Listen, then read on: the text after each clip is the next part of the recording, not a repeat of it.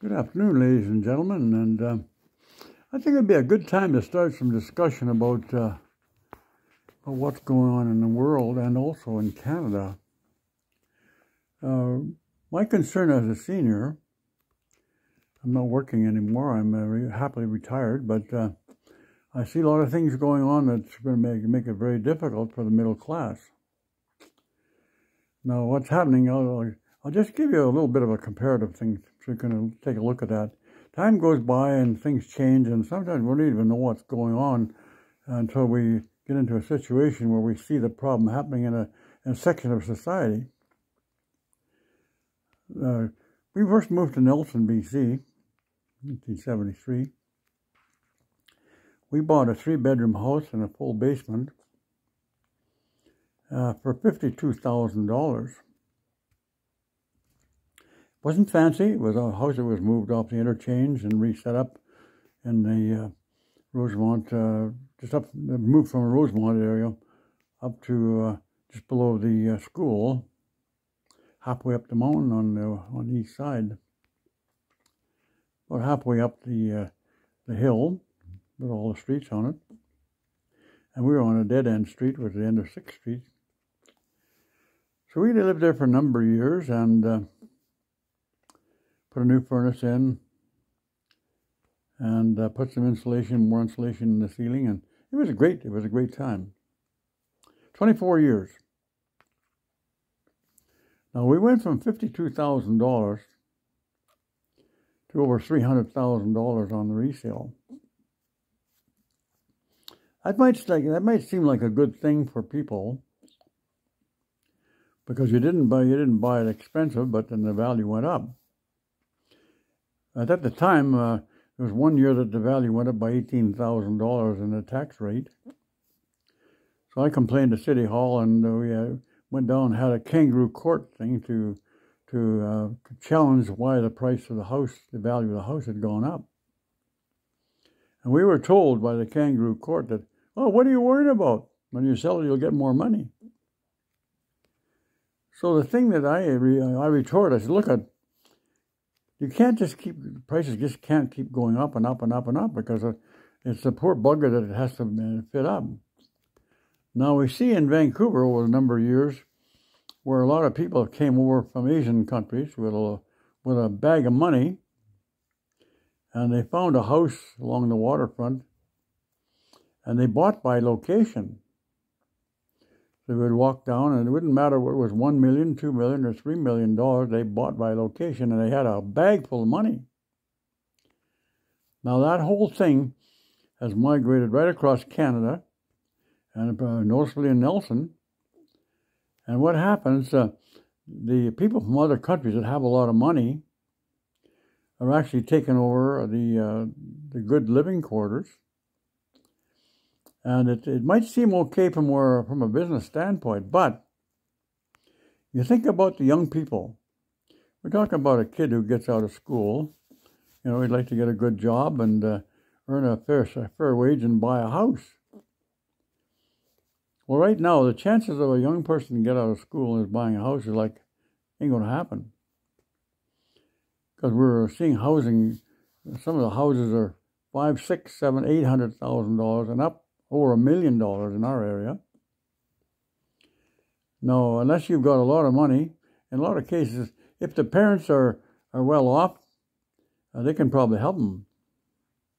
But you take a look at what happens with people as we age, what's normally happening, the people living, the families all grown up, and the house is too big now, because the children have moved away because there aren't a lot of good jobs locally. So they move away to Vancouver or other places of the country, and they get a job there. But the same rule applies.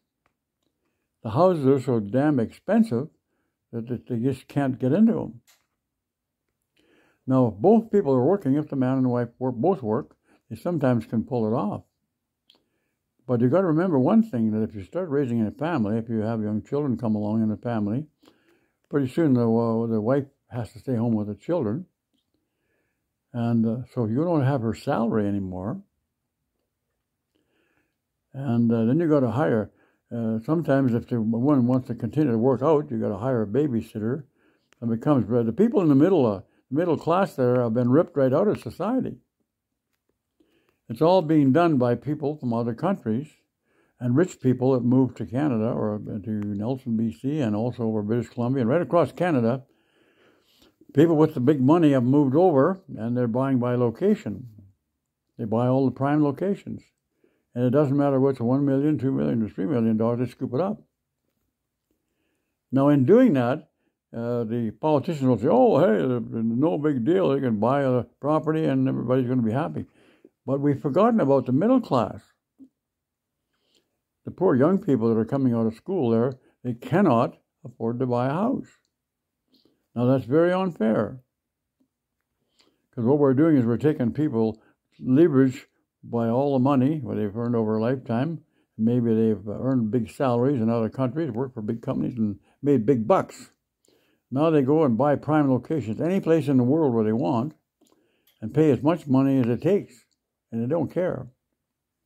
But what that does, that raises the local values for the poor people. And I'm thinking about the working class.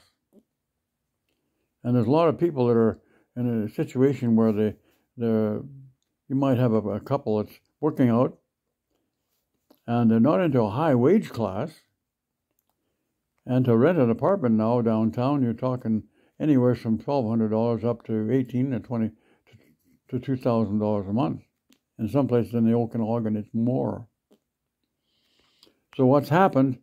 The people at the provincial level and the federal level, they don't give a damn. And I'll tell you why. Guys like Trudeau, who got several $1 million inherited from his dad, has never worked a day in his life, who doesn't understand what it's like to toil, shovel dirt, and do manual labor, because it's all given to him on a silver spoon. So how can he control things? He has no feeling. And the more money that they get, the better.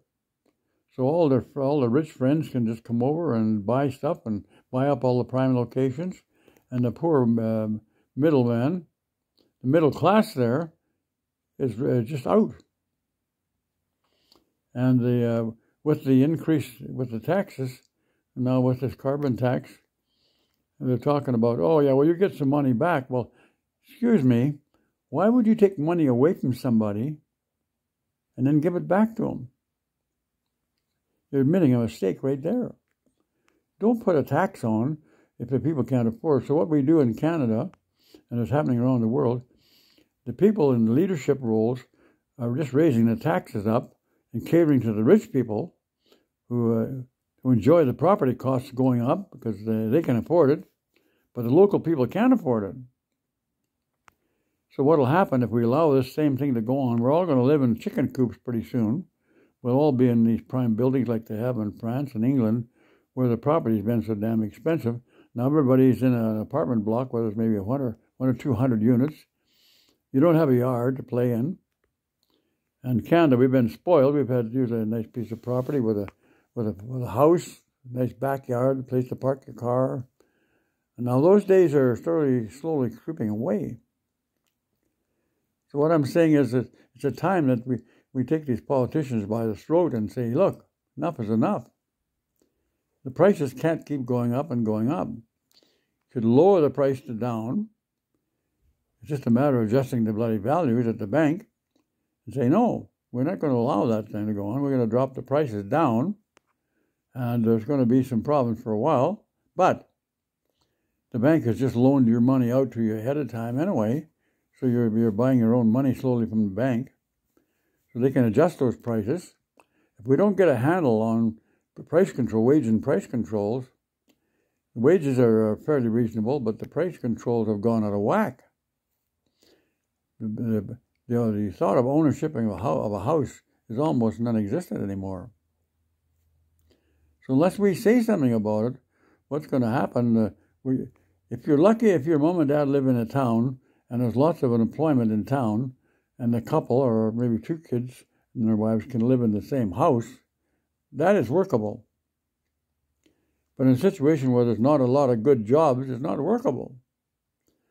So the family breaks up, and the children move to other towns, and then they're into the severe cost of housing and the carbon tax. Everything, our prices of groceries and stuff has gone through the roof, and it's been slowly creeping up over the years. Nobody's been watching it.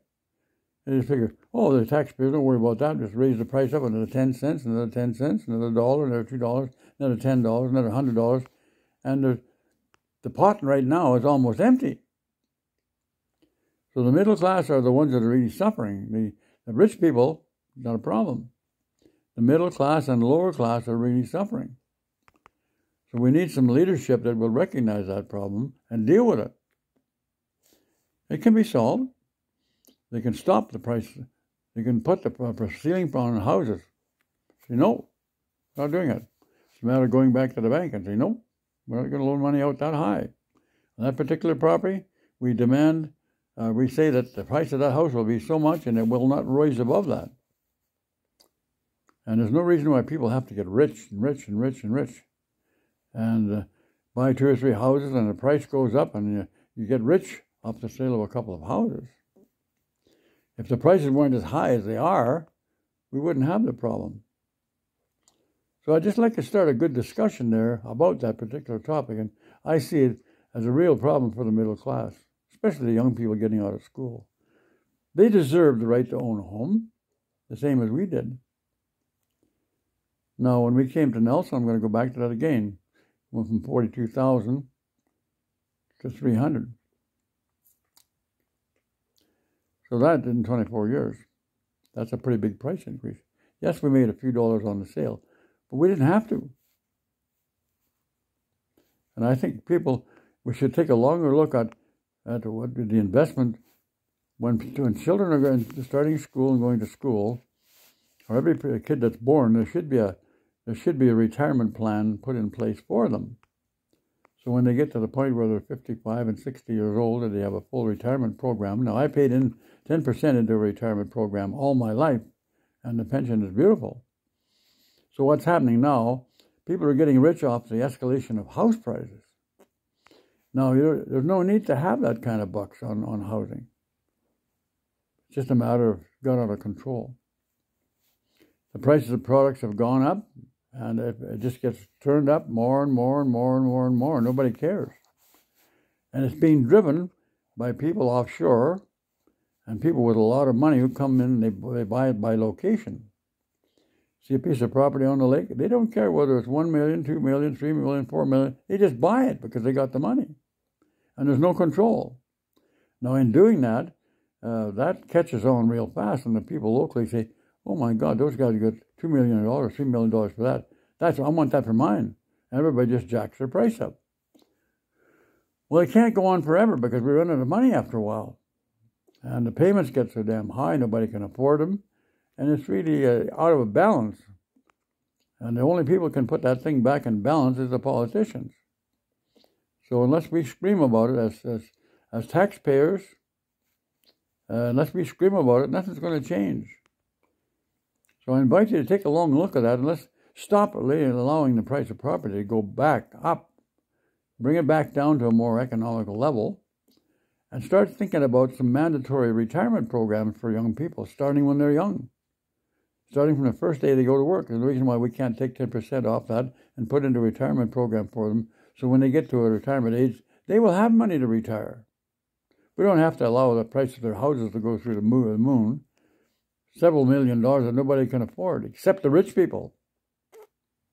So I want you to think about that and take a look around you and see what's happening. I'm sure it's happening all over the world because we see it on the news, and the house prices the listing just makes you sick, eh?